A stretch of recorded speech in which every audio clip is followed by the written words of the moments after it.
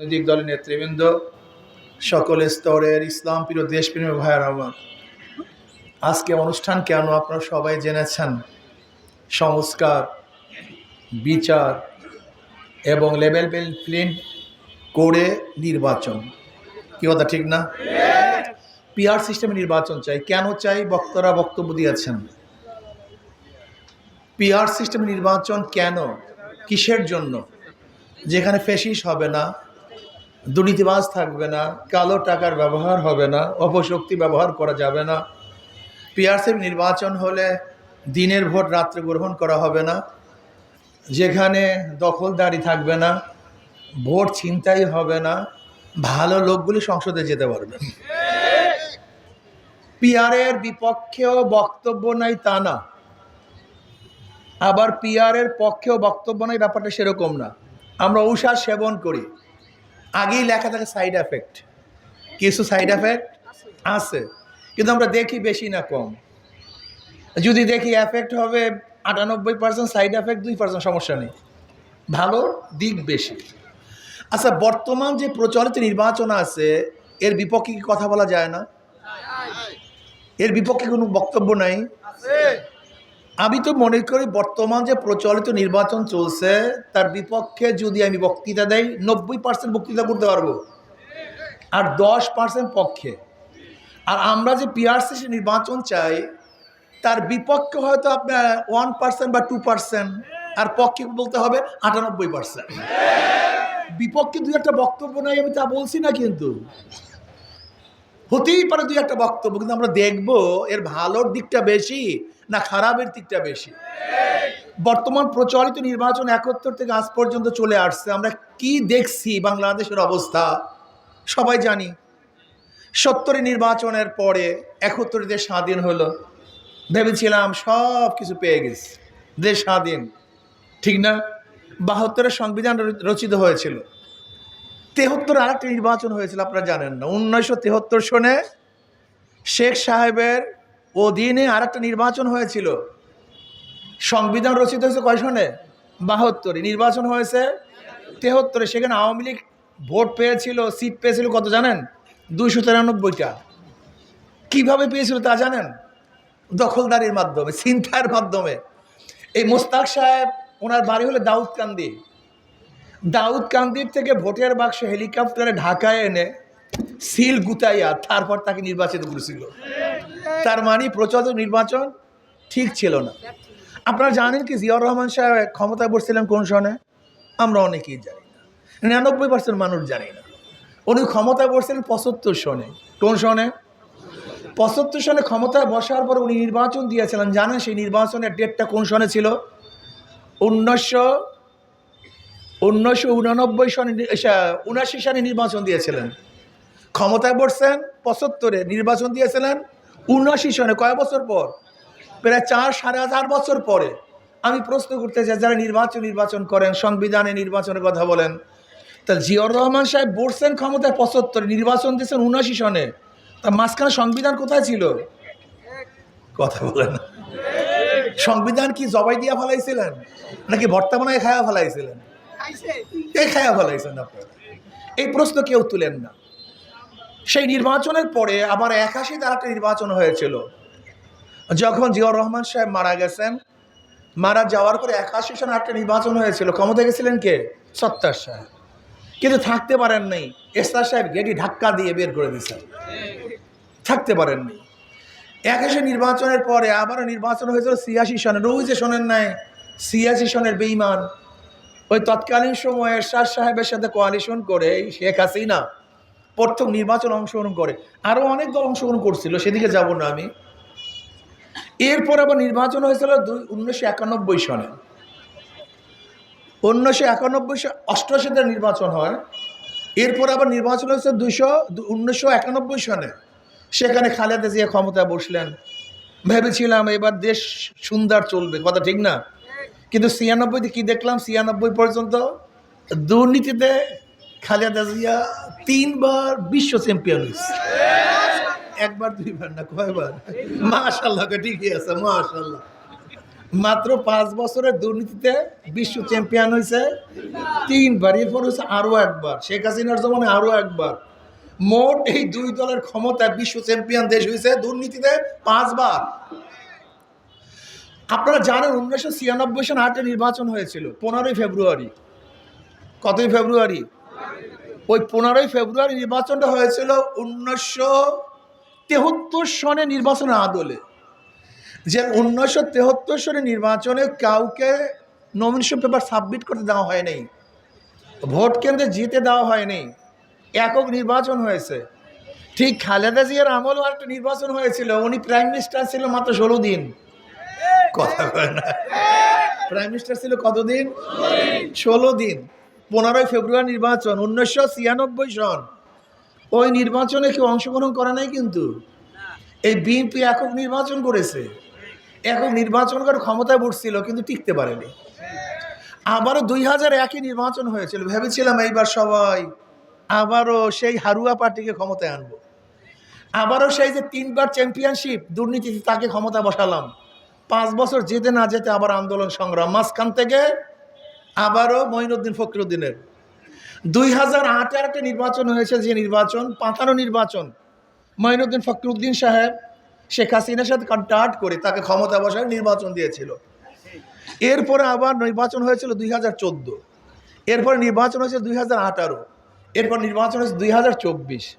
বারবার নির্বাচন হয়েছে, কিন্তু বাংলাদেশের অবস্থাটা কি বলেন তো? এই প্রচলিত নির্বাচনে যদি শান্তি পেতাম, তা 2024 আন্দোলন করলাম কেন? আমি কথাটা বুঝতে পারি।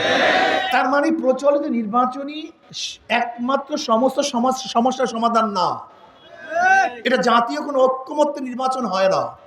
পিয়াসের নির্বাচন সবচেয়ে দামি নির্বাচন। যাই হোক, এদিকে আমি যাব না, সময় একেবারে সংক্ষিপ্ত।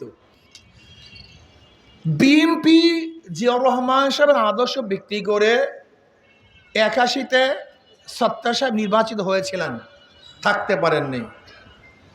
আদর্শ বিক্রি করে 91-তে নির্বাচিত হয়েছিলেন, টিকতে পারেননি। আদর্শ বিক্রি করে 2001-এও নির্বাচিত হয়েছিলেন, কিন্তু থাকতে পারেন নাই। আমার প্রশ্ন হলো, জিয়াউর রহমান সাহেবের আদর্শ বিক্রি করে বারবার তো ক্ষমতা আপনারা গিয়েছিলেন, যান না তা না, কিন্তু আপনারা কি করেছেন? কি প্রশ্ন আছে কি নেই? আজও সেই জিয়াউর রহমান আদর্শ নিয়ে আসছেন, আবারও সেই একই ঔষধ নিয়ে আসছেন, একই বড়ি খাওয়াবেন, শ্রীপুরের বড়ি আবারও নিয়ে আসছেন। খেয়েছে তো শ্রীপুরের বড়ি বারবার, এই আদর্শ তো বারবার শুনছি, কিন্তু আমরা কি দেখলাম? ক্ষমতা যাওয়ার আগেই বাংলাদেশের যে অবস্থা করছেন আপনারা, 12টা বাজায় দিয়েছেন। তজুমুদ্দিনে চাঁদা না দেওয়ার কারণে স্বামীকে বেঁধে রেখে বিএনপির লোকজন স্ত্রীকে ধর্ষণ করছে। মিথ্যা বলতেছি, কথা ঠিক না? হ্যাঁ, মিথ্যাই তো বলছি, কারণ ওনারা স্লোগান কি দেয়? মিথ্যা কয়, নেশা খায়, পীর সাহেব চরম। কি কথা ঠিক না? আমি প্রশ্ন করতেছি, একটা মিথ্যা বলছি, একটা মিথ্যা বলছি স্টেজে বসে, স্টেজে দাঁড়িয়ে, প্রমাণ দাও।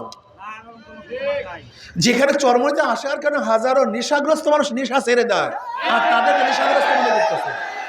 এটা আশ্চর্য আর কিছু নেই। মানুষ যে যেরকম, আল মারু ইয়াকিসু আলা নাফসি, প্রত্যেকটা মানুষ নিজেকে অন্যের মতোই ধারণা করে, নিজেকে নিজের মতোই অন্যকে ধারণা করে। চোর আর একজনকে চোর মনে করে, ডাকাত আর একজনকে ডাকাত মনে করে, নেশাগ্রস্ত মানুষ আর একজনকে নেশাগ্রস্তই মনে করে, মিথ্যুক আর একজনকে মিথ্যুকই মনে করে। কথা ঠিক না? বগুড়াতে জিয়াউর রহমান সাহেবের জন্মস্থান, গাবতলীতে ওনার জন্মস্থান, ওনার জন্মস্থান বগুড়ার গাবতলীতে। সেই বগুড়ায় এক মেয়েকে প্রস্তাব দিয়েছে বিএনপির এক লোক, মেয়ে বিবাহ করবে, বাবা রাজি হয়নি। এই রাজি না হওয়ার কারণে মেয়ের সামনে বাবাকে হত্যা করছে। বিএনপির অফিস দিছে ভাড়া, 1 বছর পর ভাড়া চাইতে গেছে, ভাই টাকা দেন, ভাড়া চাইতে আসলি কেন? এর জন্য তাকে হত্যা করছে। এই সাংবাদিকরা বস্তুনিষ্ঠ সংবাদ পরিবেশন করছে, এর জন্য গাজীপুরে ইট দিয়ে মাথাকে থেতলিয়ে দিয়েছে। আপনারা দেখেছেন বিএনপির চাঁদাবাজি নিয়ে একজন ব্যক্তিকে ওপেনে সবার সামনে পাথর দিয়ে হত্যা করেছে। মিথ্যা বলতেছে, কথা ঠিক না? সবাই তো মিথ্যা বলতেছে। এক যুবক চাঁদা না দেওয়ার কারণে মার সামনে থেকে যুবককে তুলে এনে হত্যা করছে। আপনারা দেখেছেন সে আয়নাঘর তৈরি করেছে, সাংবাদিকরা দেখেছেন এবং লিখেছেন এবং পত্রিকায় বেরছে, টেলিভিশনে এসছে, ছাত্রদলের লোক টর্চার সেল করছে। যদি কেউ চাঁদা না দেয় টর্চার সেলে টর্চার করা হয়। হাজারো জায়গায় চাঁদা না দেওয়ার কারণে কয়েকদিন আগে দেখছেন, 3-4 দিন আগে ফরিদপুরে টেম্পুগুলিকে ভেঙে চুরমার করে ফেলেছে চাঁদা না দেওয়ার কারণে। সব জায়গায় দখলদারি করতেছে। এর জন্য কি আন্দোলন করেছিলাম? বলতে পারবো না আপনার এত ব্যথা কেন, আমারই ব্যথা। তাহলে কেন? তারেক সাহেব যুদ্ধের সামনে ছিল না, ট্যাঙ্কের সামনে ছিল না। মির্জা ফখরুল সাহেব ট্যাঙ্কের সামনে ছিল না। বিএনপির কোন লিডাররা ওই আন্দোলনের সময় ট্যাঙ্কের সামনে ছিল না, বুলেটের সামনে ছিল না। এমনকি আমি প্রশ্ন করতে চাই, জামাতের অনেক ভাইরা তো সামনে আসতে পারে না কৌশলের কারণে, সেটা ভিন্ন কথা, আসে নাই। শিবিরের একজন বড় লিডার দেখবেন না সামনে ছিল। আমাকে অন্য কোনো বড় বড় লিডার থেকে দেখবেন না যাদেরকে মানুষ চিনে, তারা রাস্তায় মিছিল দিয়েছে, স্লোগান দিয়েছে, দেখাতে পারবেন না আমাকে। জাতীয় কোনো লিডার ইসলামী আন্দোলনের বাহিরে জুলাই আগস্টের বিপ্লবে রাস্তায় ছিল, দেখাতে পারবেন না। রাস্তায় ছিলাম আমরা, বুলেটের সামনে ছিলাম আমরা, ট্যাঙ্কের সামনে ছিলাম আমরা। আল্লাহ না করুক, ধরে নেন যদি আন্দোলন সাকসেস নাই হইতো, সবাই শেখ হাসিনার কাছে গিয়ে বলতো আমরা তো ছিলাম না, আমরা তো অংশগ্রহণ করিনি, আমরা তো আপনাদের সাথেই ছিলাম। যারা 3-4 তারিখও শেখ হাসিনা লোকের সাথে মিটিং করেছে, আজকে তারা জুলাইয়ের বক্তা হয়ে গেছে, যোদ্ধা হয়ে গেছে। ধরে না যদি আন্দোলন সাকসেস না হতাম, তাহলে আমার অবস্থাটা কি হতো, আমাদের অবস্থাটা কি হতো? আন্দোলন করেছে মানুষকে মুক্তি দেওয়ার জন্য, বৈষম্য দূর করার জন্য, চাঁদাবাজি করার জন্য নয়, সন্ত্রাস করার জন্য নয়, ধর্ষণ করার জন্য নয়। বাংলাদেশ আমরা ঐক্যবদ্ধ হয়েছে। বাংলাদেশ আর কোনো ধর্ষক চাঁদাবাজকে আর ক্ষমতা নিবে না ইনশাআল্লাহ। যারা দুর্নীতি করছে বাংলাদেশের মানুষ, তাদেরকে আর ক্ষমতায় নিবে না ইনশাআল্লাহ। যারা স্বামীকে বেঁধে রেখে ধর্ষণ করেছ, দখলদারি করেছ, চাঁদা না দেওয়ার কারণে টেম্পো ভেঙে চুরমার করে ফেলেছ, আমার গরিব দুঃখী মেয়ে মানুষের পেটের মধ্যে লাথি দিয়েছ, বাংলাদেশের মানুষ তাদের লাথি দিয়ে তাড়াইয়ে দেবে, ভোট দেবে ইনশাআল্লাহ। ভাইরা আমার, আগামী নির্বাচন হবে ইসলামের পক্ষের শক্তি, ইসলামের বিপক্ষের শক্তি, দেশের পক্ষের শক্তি এবং ভারতের পক্ষের শক্তির মধ্যে নির্বাচন হবে। আগামী নির্বাচনে বাংলাদেশের মানুষগুলি সব দুই ভাগে বিভক্ত হয়ে যাবে। একটা ইসলামের পক্ষে, দেশের পক্ষে, আর এক ইসলামের বিপক্ষে, ভারতের পক্ষে। আজকে দেখেছেন পার্বত্য অঞ্চলে ভারত সেই পাহাড়িদেরকে উচকিয়ে দিচ্ছে, সেখানে গন্ডগোল চলছে, আমাদের সেনাবাহিনী আহত হয়েছে। এর কাদের ইশারা, কাদের ইঙ্গিতে এই কাজগুলো হচ্ছে? সম্পূর্ণ ভারতের ইশারায়। যারা ভারতের দালালি করবা, ভারতের সাথে সম্পর্ক রেখে দেশকে ধ্বংস করার চক্রান্ত করবা, আমি মনে করি তারা এই দেশের শত্রু, জাতির শত্রু। আমরা আমাদের পার্শ্ববর্তী কান্ট্রির সাথে ভালো সম্পর্ক রাখতে চাই, কিন্তু তাদের কর্তৃত্ব আমরা চাই না। তাদের ধ্বংসাত্মক যে সমস্ত মনোভাব, সেটা বাস্তবায়ন করতে দিতে চাই না। আমরা দেশের মধ্যে শান্তি চাই, সমস্ত মানুষের ঐক্য চাই, আমরা বৈষম্য দূর করতে চাই। আসুন আমরা সবাই ঐক্যবদ্ধভাবে নির্বাচন করব। ওদের খেয়াল দেই, ওদের মার্কার মধ্যে গ্যাঞ্জাম আছে। যারা নৌকা নিয়ে নির্বাচন করে নিজেরা নৌকা চালাতে পারে না, যারা ধানের শেষে নির্বাচন করে নিজেরা ধান কাটতে পারে না, যারা নাঙ্গল নিয়ে নির্বাচন করে নিজেরা নাঙ্গল বইতে পারে না। সব প্রতীকগুলি গরিবদের, নৌকা চালায় গরিবরা, ধান কাটে গরিবরা, নাঙ্গল বয়, কিন্তু যারা নির্বাচন করে একটাও গরিব না। প্রতীক গরিবদের, কিন্তু যারা নির্বাচন করে একজনও গরিব না। নিজেরা চালাতেও মানে ধোকাবাজি সব জায়গায়, কিন্তু হাত পা কেমন একটা প্রতীক। যে নির্বাচন করে সেও ঘুরাতে পারে, যারা সমর্থন করে তারাও ঘুরাতে পারে, কথা ঠিক না? হাত পাকা প্রয়োজন বড় লোকদের, হাত পাকা প্রয়োজন গরিবদের। হাত পাকা চালাতে পারে পুরুষরা, হাত পাকা চালাতে পারে মহিলারা। হাত পাকা মুসলমানের প্রয়োজন, হিন্দুদের প্রয়োজন, খ্রিস্টানদের প্রয়োজন। কারেন্ট ফেল করে, হাত পাকা ফেল করে না। কাউর মার্কা ঘুমের সময় বুকের উপরে থাকে না, শুধু একটা প্রতীক আছে, যে প্রতীকটা ঘুমের সময় কলিজার উপরে থাকে, সেই প্রতীকের নাম হাত পাখা। সর্বজনীন মার্কা হাত পাখা। আমি বিশ্বাস করি যে হাত পাকা বিজয় হয়, জাতি বিজয় হবে। যদি হাত পাকা বিজয় হয়, এই গোটা মানুষ, মানবতা বিজয় হবে। সব মার্কা দেখা শেষ। আস্তে কয়, সবাই গলা শুকিয়ে গেছে। সব মার্কা দেখা শেষ। সব মার্কা দেখা শেষ। হাত পাখার বাংলাদেশ ইনশাআল্লাহ আগামী নির্বাচন ঐক্যবদ্ধভাবে যেখানে যে বাক্স দেওয়া হবে ইসলামের পক্ষে ইনশাআল্লাহ আমরা ভোট দেব এবং ইসলামের বিপক্ষের শক্তিকে প্রতিরোধ করবো ইনশাআল্লাহ।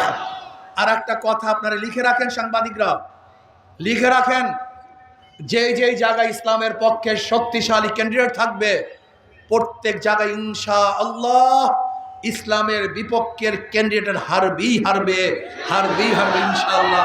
আল্লাহ আমাদের সবাইকে কবুল করে নেন। হ্যাঁ, আমাদের